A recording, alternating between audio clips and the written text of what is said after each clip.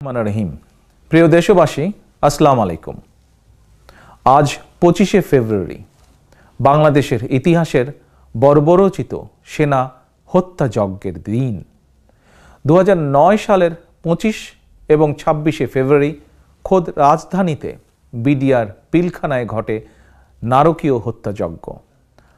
হাসিনা সরকারের পৃষ্ঠপোষকতায় ঠান্ডা মাথায় সুপরিকল্পিতভাবে বিডিআর বিদ্রোহের নামে 57 জন চৌকস সেনা কর্মকর্তাকে নির্মমভাবে হত্যা করা হয়েছিল। মাত্র একদিনে এত সংখ্যক সেনা কর্মকর্তা হত্যার নজির বিশ্বের আর কোথাও কোনো দেশে নেই। বাংলাদেশের মুক্তিযুদ্ধের 9 মাসেও এত সংখ্যক সেনা কর্মকর্তাকে প্রাণ দিতে হয়নি। ইতিমধ্যে 15 বছর পার হয়ে গেলেও এমন বর্বরোচিত ঘটনার আজ পর্যন্ত বিচার সম্পন্ন হয়নি। বরং বিডিআর বিদ্রোহের নামে পিলখানায় সেনা হত্যাযজ্ঞের দায় যাদের কারাগারে থাকার কথা ছিল, তারাই এখন অবৈধভাবে রাষ্ট্র ক্ষমতা কুক্ষিগত করে রেখেছে। অথচ বছরের পর বছর ধরে কারাগারে বিনা বিচারে মানবতর জীবনযাপন করছেন শত শত বিডিআর সৈনিক। প্রিয় দেশবাসী, 57 জন সেনা কর্মকর্তা সহ 74 জন মানুষের বীভৎস হত্যাকাণ্ডের এই দিনটি অবশ্যই প্রতি বছর জাতীয় শোক দিবস হিসাবে পালিত হওয়া উচিত ছিল। প্রতি বছর যেভাবে রাষ্ট্রীয় উদ্যোগে 21শে ফেব্রুয়ারি পালিত হয়, উচিত ছিল দেশের স্বাধীনতা, সার্বভৌমত্ব এবং মর্যাদা অক্ষুণ্ণ রাখার শপথ নিয়ে একইভাবে যথাযথ রাষ্ট্রীয় গুরুত্ব সহ 25শে ফেব্রুয়ারি দিনটিও পালন করা। অথচ সচেতনভাবেই গুরুত্বহীন আর অবহেলায় বাংলাদেশের ইতিহাসের ভয়াবহতম দিনটি প্রতি বছর নীরবেই পার করে দেওয়া হয়। বাংলাদেশের ইতিহাসের ভয়াবহ এই দিনটিকে কেন যথাযথ গুরুত্ব দেওয়া হচ্ছে না, সংশয়, সন্দেহ, রহস্য এখানেই। প্রিয় দেশবাসী, তথ্য প্রমাণে দেখা যায় 2009 সালের 25শে ফেব্রুয়ারি সকালে বিডিআর পিলখানার দরবার হলে সকাল 10:42 দিকে প্রথমেই বিডিআরের তৎকালীন ডিজি মেজর জেনারেল শাকিল আহমেদকে গুলি করে হত্যা করা হয়। দরবার হলের ভয়ঙ্কর পরিস্থিতি আঁচ করতে পেরে মেজর জেনারেল শাকিল প্রায় 9:30টার সময় দরবার হল থেকেই সরাসরি তৎকালীন সেনাপ্রধান মইনুল আহমেদকে ফোন করে পরিস্থিতি নিয়ন্ত্রণে সাহায্য চান। মেজর জেনারেল শাকিল 9:38 দিকে শেখ হাসিনাকেও ফোন করেন, পরিস্থিতি নিয়ন্ত্রণে সাহায্য কামনা করেন।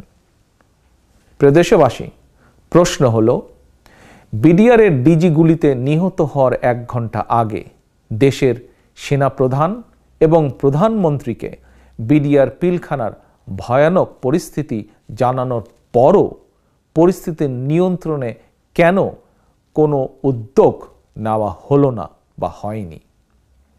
বিডিআর পিলখানা থেকে সেনানিবাসের দূরত্ব যারা আপনারা ঢাকা শহরে থাকেন তাদের সকলেরই ধারণা আছে খুব বেশি দূরত্ব নয়।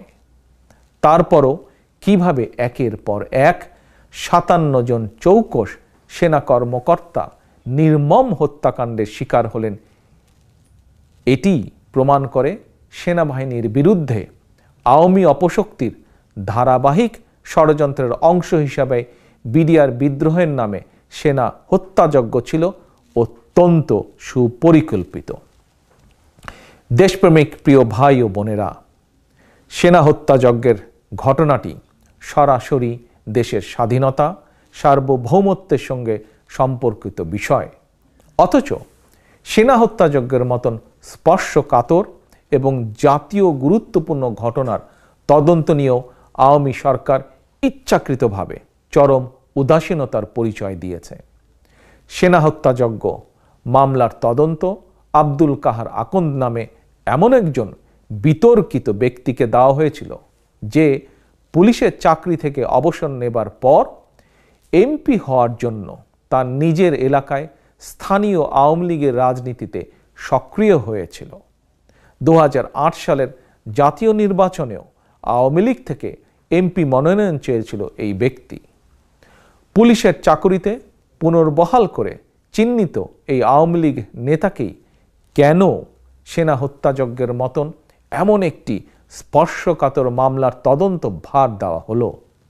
এরপর গত 15 বছরেও সেনা হত্যাযজ্ঞের সুষ্ঠু তদন্ত এবং বিচার না হওয়ায় প্রমাণিত হয়েছে শেখ হাসিনা এবং তার বিশেষ খনি বাহিনীকে আড়াল করার জন্যই বিশেষ উদ্দেশ্যে আওয়ামী নেতা কাহার আকন্দকে সেনা হত্যাযজ্ঞ মামলার তদন্তের দায়িত্ব দেওয়া হয়েছিল। প্রিয় দেশবাসী, সেনা হত্যাযজ্ঞ মামলার তদন্তের নামে আওয়ামী নেতা কাহার আকন্দ শত শত বিডিআর জওয়ানকে নির্বিচারে গ্রেফতার করেছে। এরপর তদন্তের নামে চালিয়েছে অকথ্য নির্যাতন।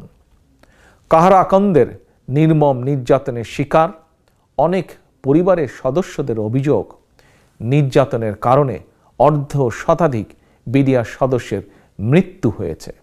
এমনকি যারা বেঁচে থাকলে বিডিআর বিদ্রোহের প্রকৃত কারণ বেরিয়ে আসার সম্ভাবনা ছিল এমন অনেককেই আবুল কাহার আকন্দ পরিকল্পিতভাবে নির্যাতন চালিয়ে হত্যা করেছে। আর সেনা হত্যাযজ্ঞের 15 বছর পরও বর্তমানে বিনা বিচারে শত শত বিডিআর সৈনিক কারাগারে মানবেতর জীবন যাপন করছে। ন্যায় বিচারের আশায় তাদের পরিবারগুলোর শত শত সদস্যদের দিন কাটছে এক চরম হতাশা এবং অনিশ্চয়তায়। প্রিয় ভাই ও বোনেরা, আপনাদের অনেকেরই মনে আছে হাসিনা সরকার সেই সময় সফলভাবে সেনা হত্যাযজ্ঞ সম্পন্ন করার পর বিক্ষুব্ধ সেনাবাহিনী সেনা হত্যাযজ্ঞের বিচার দাবি করেছিল। তবে বিচার দূরে থাক, সেনাবাহিনীর যেসব কর্মকর্তা সেনা হত্যাযজ্ঞের বিচার দাবিতে সোচ্চার হয়েছিলেন তাদেরকে নির্মমভাবে দমন করা হয়েছে। তাদের অনেককে নানা অজুহাতে চাকুরি থেকে বাধ্যতামূলক অবসর দেওয়া হয়েছে। প্রিয় দেশবাসী, নিশ্চয়ই আপনাদের স্মরণ আছে প্রধান বিচারপতি এস.কে. সিনহাকে দেশ থেকে বের করে দিয়ে শেখ হাসিনা যেভাবে অন্য বিচারকদেরকে সতর্ক বার্তা দিয়েছিল, ঠিক একইভাবে সেনা হত্যাযজ্ঞের বিচার দাবি করা সেনা কর্মকর্তা এবং সদস্যদের বিরুদ্ধে দমন নীতি চালিয়ে সেনাবাহিনীকেও সতর্ক বার্তা দেওয়া হয়েছিল। ফলে দেখা যায় সেনাবাহিনীও মনে হয় এখন সেনা হত্যাযজ্ঞের দিনটি শোক ও শপথের প্রত্যয়ী দিন হিসাবে পালনের গুরুত্ব ভুলতে বসেছে। প্রিয় দেশবাসী, ইতিহাস সাক্ষী সেনাবাহিনীকে দুর্বল করে রাখার আওয়ামী ষড়যন্ত্র নতুন কিছু নয়। সেনাবাহিনীকে দুর্বল করে রাখতে স্বাধীনতা উত্তর বাংলাদেশে সেনাবাহিনীর প্যারালাল রক্ষী বাহিনী তৈরি করা হয়েছিল। দেশকে তাবেদার রাষ্ট্রে পরিণত করতে আওয়ামী লীগ এবং তাদের দেশি বিদেশি দোসররা সেনা কর্মকর্তা এবং সেনা সদস্যদেরকে মুখোমুখি করে দিয়েছিল, দেশে গৃহযুদ্ধ পরিস্থিতি সৃষ্টি করেছিল। তবে 1975 সালের 7ই নভেম্বর সিপাহী জনতার ঐক্যবদ্ধ বিপ্লবের মাধ্যমে দেশ এবং দেশের সেনাবাহিনীর বিরুদ্ধে আওয়ামী এবং তাদের দোসরদের সকল ষড়যন্ত্র রুখে দেওয়া হয়। তবে সেনাবাহিনীর বিরুদ্ধে আওয়ামী ষড়যন্ত্র থেমে থাকেনি। 1996 সালে পুনরায় রাষ্ট্র ক্ষমতা দখল করার পর সেনাবাহিনীর বিরুদ্ধে আওয়ামী ষড়যন্ত্র অব্যাহত রেখেছিল। বাংলাদেশের সেনাবাহিনীতে জঙ্গি রয়েছে, দেশে বিদেশে আওয়ামী লীগ প্রকাশ্যেই এমন অপপ্রচার চালিয়েছিল। সুতরাং বিডিআর বিদ্রোহের নামে 2009 সালের সেনা হত্যাযজ্ঞ কোনো বিচ্ছিন্ন ঘটনা ছিল না, বরং এটি ছিল সেনাবাহিনীর বিরুদ্ধে আওয়ামী লীগ এবং তাদের দোসরদের ধারাবাহিক ষড়যন্ত্রের বাস্তবায়ন। স্বাধীনতা প্রিয় দেশবাসী, বারবার প্রমাণিত হয়েছে দেশের সেনাবাহিনী এবং জাতীয়তাবাদী শক্তি সক্রিয় এবং শক্তিমান থাকলে আওয়ামী অপশক্তির পক্ষে কখনোই অবৈধভাবে ক্ষমতা কুক্ষিগত করে রাখা সম্ভব নয়। সম্ভব নয় দেশের স্বাধীনতা সার্বভৌমত্বের বিরুদ্ধে অবস্থান নেওয়া। এ কারণেই দেশের সেনাবাহিনী এবং জাতীয়তাবাদী শক্তির বিরুদ্ধে আওয়ামী লীগের যত ক্ষোভ আর জিঘাংসা। ফলে খুনি হাসিনা একদিকে সেনা হত্যাযজ্ঞ চালিয়ে সেনাবাহিনীর মনোবল ভেঙে দিয়েছে, অপরদিকে গুম, খুন, অপহরণ, নির্যাতন, নিপীড়ন, হামলা, মিথ্যে মামলা কিংবা গায়েবী মামলা দিয়ে দেশের জাতীয়তাবাদী এবং গণতান্ত্রিকামী জনগণকে দমিয়ে রাখার অপচেষ্টা অব্যাহত রেখেছে। জিঘাংসা মেটাতে বিএনপিকে দমন করতে গিয়ে শেখ হাসিনা বরং দেশ এবং জনগণকে পরাজিত করে দিয়েছে। প্রিয় দেশবাসী, সুপরিকল্পিত সেনা হত্যাযজ্ঞের পর আর ঘুরে দাঁড়াতে পারেনি বাংলাদেশ। দেশের স্বাধীনতা সার্বভৌমত্ব এখন হুমকির সম্মুখীন। অস্তিত্ব সংকটে বাংলাদেশ, অরক্ষিত দেশের সীমান্ত। দেশটাকে নিয়ে ভাগ বাটোয়ারার হাট বসেছে।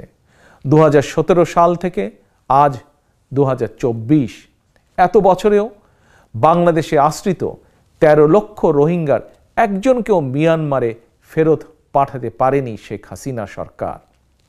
অথচ গৃহযুদ্ধে লিপ্ত মিয়ানমার সামরিক জান্তার 3 শতাধিক সেনা কয়েকদিন আগে বাংলাদেশে আশ্রয় নিয়েছিল।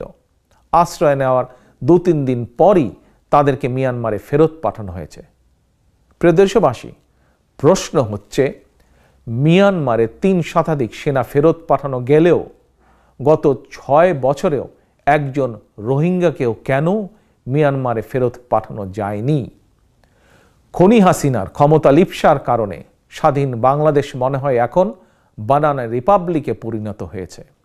সীমান্তে একের পর এক বাংলাদেশি নাগরিক খুন হচ্ছেন, এমনকি বিজিবি সদস্য হত্যা হলেও বাংলাদেশ যেন প্রতিবাদ করার সাহস পর্যন্ত হারিয়ে ফেলেছে। স্বাধীনতা প্রিয় দেশপ্রেমিক ভাই ও বোনেরা, মুক্তিযুদ্ধের বাংলাদেশ এভাবে পরাজিত হতে পারে না। মুক্তিযুদ্ধের বাংলাদেশ খুনি শীর্ষ দুর্নীতিবাজ হাসিনার ক্ষমতা লেপসার বলি হতে পারে না। আমাদের বক্তব্য স্পষ্ট, জনগণ স্বতঃস্ফূর্তভাবে 7ই জানুয়ারির ডামি নির্বাচন বর্জন করেছে। সুতরাং দেশে এখন জনগণের প্রতিনিধিত্বশীল কোনো সরকার নেই। চর দখলের মতন পুলিশের বন্দুক আর অন্য দেশের করুণায় যারা রাষ্ট্র ক্ষমতা দখল করে রেখেছে তারা অবৈধ। দেশে বিদেশে বর্তমান সরকারের পরিচয় ডামি সরকার। 7ই জানুয়ারি দেশে বিদেশে আবারও প্রমাণিত হয়েছে, চিহ্নিত কতিপয় পুলিশ, আমলা আর সুবিধাভোগী দুর্নীতিবাজ মাফিয়া চক্র ছাড়া দেশের 95% মানুষ, ক্ষেত্র বিশেষে তারও বেশি মানুষ স্বৈরিনী হাসিনার বিপক্ষে। প্রিয় দেশবাসী, প্রশাসন, সিভিল সোসাইটি কিংবা বিভিন্ন শ্রেণী পেশার যারা দেশের সংকট মোকাবেলায় যাদের কার্যকর ভূমিকা রাখার সুযোগ রয়েছে, হাসিনার ডামি সরকার তাদেরকে অতিরিক্ত সুবিধা, প্রলোভন কিংবা ভয় দেখিয়ে নিয়ন্ত্রণ করছে। অপরদিকে আওয়ামী দুর্নীতি বা চক্র ছাড়া কৃষক, শ্রমিক, নিম্ন মধ্যবিত্ত, এমনকি অনেক মধ্যবিত্ত কিংবা স্বল্প আয়ের মানুষ অর্থাৎ দেশের প্রতিটি শ্রেণী পেশার মানুষই এখন সংকটে। সুতরাং বর্তমানে দেশে চলমান যে সংকট, এই সংকট বিএনপি কিংবা গণতন্ত্রের পক্ষের দলগুলোর একার সংকট নয়। অধিকাংশ সংবাদপত্র কিংবা গণমাধ্যমের মালিকানা মাফিয়া চক্রের দখলে থাকায় জনগণের সংকট, দুঃখ দুর্দশার বাস্তব চিত্র সংবাদপত্রে প্রতিফলিত হচ্ছে না। হাতে গোনা কিছু সাংবাদিক সম্পাদক হাসিনার পদলোহন করছে বটে, তবে দেশের অন্য সকল পেশার মানুষের মতোই ঘর সংসার পরিচালনায় অধিকাংশ সাংবাদিক কিংবা গণমাধ্যম কর্মীদেরকেও হিমশিম খেতে হচ্ছে। শীর্ষ দুর্নীতিবাজ হাসিনার ডামি সরকারের লাগামহীন দুর্নীতি, লুটপাট আর টাকা পাচারের কারণে দেশে অর্থনৈতিক সংকট তীব্র হয়ে উঠছে। ব্যাংকগুলো প্রায় দেউলিয়া প্রায়। একদিকে ডলার সংকট, অন্যদিকে তারল্য সংকটে বিপর্যয়ে পড়েছে ব্যাংকিং খাত। আওয়ামী দুর্নীতিবাজ চক্র দেশে বিদেশে সম্পদের পাহাড় গড়ে তুললেও অর্ধাহারে অনাহারে সারা দেশের অধিকাংশ মানুষ। কয়েকদিন পরেই পবিত্র রমজান, অথচ নিত্য প্রয়োজনীয় জিনিসপত্রের দাম বেড়েই চলেছে। এরপর এখন আবার গ্যাস বিদ্যুতের দাম বাড়ানো, যেন মরার উপরে খরার ঘা। অথচ কুইক রেন্টালের নামে দুর্নীতিবাজ হাসিনার লোকজন দেশ থেকে শত শত কোটি টাকা লুট করে বিদেশে পাচার করে দিয়েছে। প্রিয় দেশবাসী, এমন পরিস্থিতিতে দেশ বাঁচাতে, মানুষ বাঁচাতে সারা দেশে বিএনপির নেতা কর্মী, শুভাকাঙ্ক্ষী সমর্থকগণ শত জুলুম নির্যাতন মোকাবেলা করেও বছরের পর বছর ধরে আন্দোলন সংগ্রাম অব্যাহত রেখেছে। আরও জুলুম নির্যাতন চললেও দেশ এবং জনগণের স্বাধীনতা রক্ষায় স্বাধীনতার ঘোষকের দল বিএনপি কখনোই পিছু পা হবে না, রাজপথ ছাড়বে না। মুক্তিকামী প্রিয় ভাই ও বোনেরা, সবাই ঐক্যবদ্ধ থাকুন। আমরা সবাই ঐক্যবদ্ধ থাকলে 5 বছর নয়, হতে পারে 5 মাসেই ফ্যাসিবাদ মুক্ত হবে বাংলাদেশ। আমাদের ভুলে গেলে চলবে না, স্বাধীনতার ঘোষণা দিয়ে আমরা মুক্তিযুদ্ধে ঝাঁপিয়ে পড়ার পরই কেবল আমাদের পক্ষে দেশের বিদেশের সমর্থন এসেছিল। এরপর যুদ্ধ করেই আমরা স্বাধীন বাংলাদেশ অর্জন করেছি। এবারের লড়াই দেশ এবং জনগণের স্বাধীনতা রক্ষার লড়াই। এ লড়াইয়ে বিজয় ছিনিয়ে আনতে আমাদেরকেই আন্দোলনে ঝাঁপিয়ে পড়তে হবে। কারণ আজ গণতান্ত্রিক আমি প্রতিটি নাগরিকের স্লোগান, আমার অধিকার, আমার দেশ, টেক ব্যাক বাংলাদেশ। গণতন্ত্রের বিজয় হবেই হবে ইনশাল্লাহ। আল্লাহ হাফেজ। বাংলাদেশ জিন্দাবাদ। বাংলাদেশ জাতীয়তাবাদী দল।